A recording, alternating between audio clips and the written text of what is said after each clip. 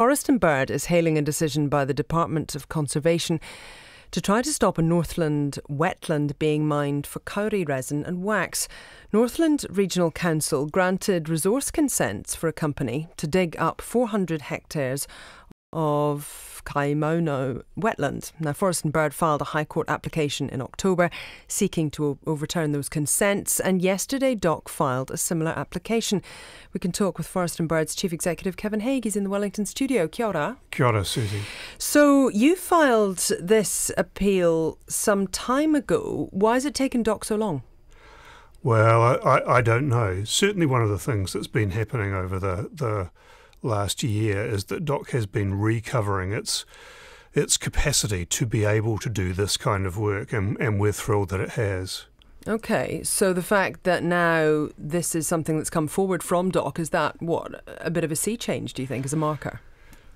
Yeah, I don't know that I'd use the word sea change myself, but it's certainly recovering the position that they used to have, which was that they would fulfil their statutory function and defend nature wherever it was, not just on public conservation land. Okay, so this resource consent, where does it now sit? It's being sought to overturn it, but that doesn't mean to say that it will. No. There's never a guarantee when you head to court. But Forest and Bird believes that this was an egregious failure by the Northland Regional Council. That is the second most important wetland in Northland, which has just 5% of its wetlands left. This very clearly is a significant natural area that ought to have been protected by the council. Is it clear to you why the council took the decision to grant the consent in the first place? No, it's not clear to us at all. Have you spoken to them? Like, what questions have you asked of them? That's not the kind of thing that I do. Certainly, what we typically do is end up finding out about these things at the point where we need to head to court to try and stop them.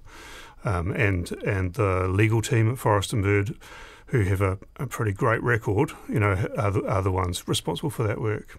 Okay, so you have filed this application to overturn the consent. So has the Department of Conservation. So does that mean that you now work together, or what is the form, if you like, from here on?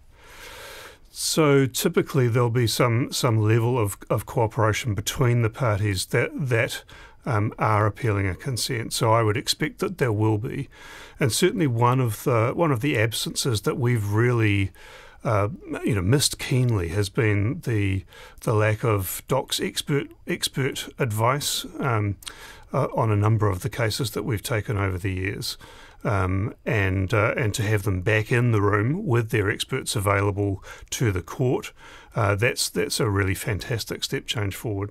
Okay, so if they're going to have expert advice, this is something you'll be calling on in this case then, I would imagine? I would think so, yeah.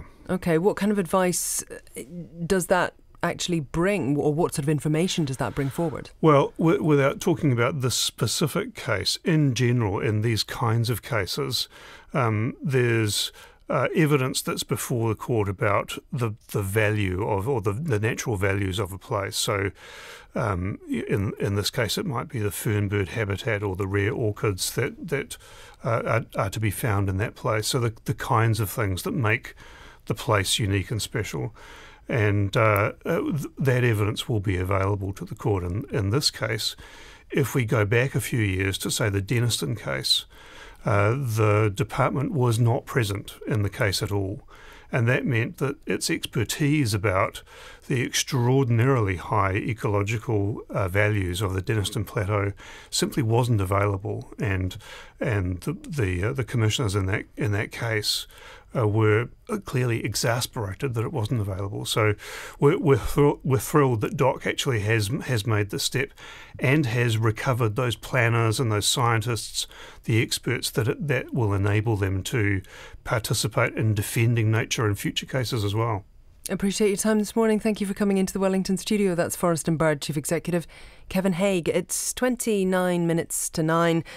That must mean it's time for the market update with Andrew McRae. Thanks, Susie. The